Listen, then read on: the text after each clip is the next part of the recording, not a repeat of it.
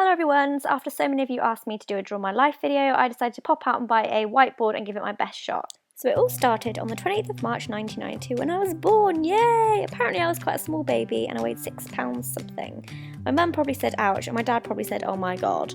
The second my head decided to rear, which does look like a giant spider right now, but I promise you it's not, it's something far, far worse.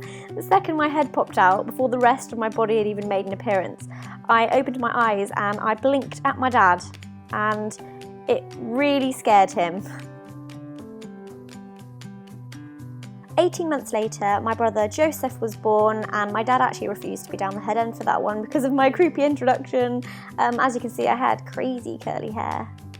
We used to go on quite a few family holidays, and I think I was around 2 or 3 years old. I've drawn us looking a lot older here, but I promise you I was a lot younger than I have drawn myself. We decided to go on a family holiday to Cornwall, which is all well and good. I made a new friend on the beach called Charlotte, I believe, and I actually pooped in my swimming costume, and I now feel very, very bad for her as she had to hang out with the smelly kid that had pooed herself. Never saw her after that, can't think why. We grew up in a really small village right next to a couple of really tiny towns, and I actually really enjoyed primary school. We did things like hopscotch and knitting, which is so very exciting. Spent most of the time with my best friend Alex. She and I used to spend every day together doing the most mundane things that felt like the most exciting adventures ever. We pretend we were American tourists, get banned from AOL chat for misuse of language, and sit and watch rats swimming in the river, rollerblading, and prank calling the sex advice line from the local phone box saying things like, "My willy's fallen off," thinking it was so hilarious. This was before speedy Wi-Fi, people, it's the best we had. I used to persuade Alex to film music videos and random silliness on one of my dad's old camcorders, which, looking back, she probably absolutely hated me for it, but you have to admit, Alex, they are pretty hilarious when you watch them back now. At the age of 10, I was cast to be an extra in Harry Potter and the Philosopher's Stone. It was literally one of the most exciting things ever. I got to meet a lot of the cast, and whilst filming a scene in Snape's potion class, I was sat next to Devon Murray, who plays Seamus Finnegan, and the guy who plays Dean Thomas asked if I fancied Devon, to which I replied, "No, I don't." Then he said, "Would you go out with him?" To which I nervously played with my quill and said, "No."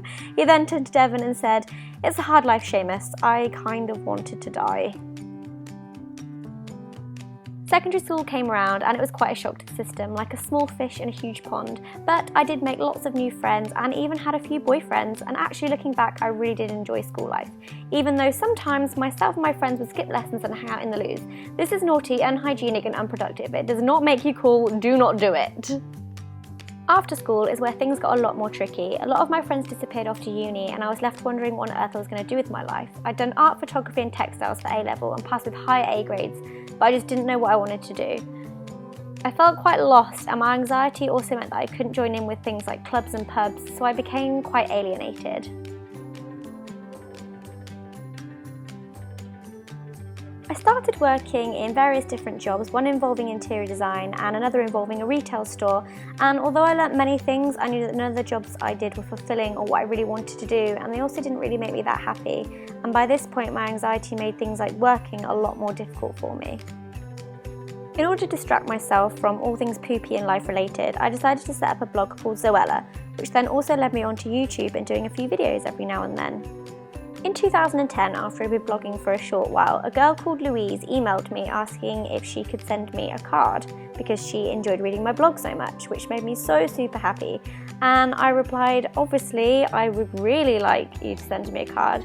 And also, does this mean we can now be BFFs forever and ever and ever? Since emailing in 2010, there's not been a day that we've not spoken, and she is the best friend I could ever ask for. Last year, things got a lot more tricky for me. I ended a really horrible, turbulent relationship with a big arse, which is the nicest words I could think of, and my parents decided to divorce, which made things in life slightly more difficult, and it also meant that I had a lot more panic attacks than normal.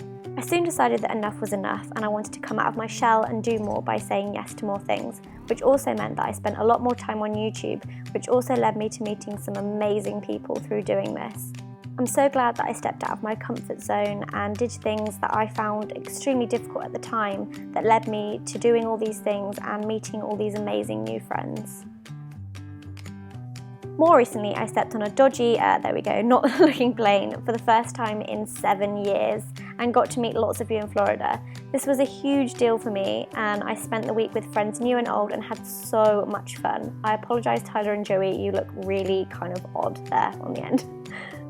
I think I feel more me now than I have done in a really, really long time, and obviously I still suffer with anxiety and panic attacks at times, but I don't want it to ever stop me doing things. And if there's one thing that life's taught me so far, is that everything happens for a reason, and you just have to have the confidence to push yourself into doing more things, as it opens up a whole new world.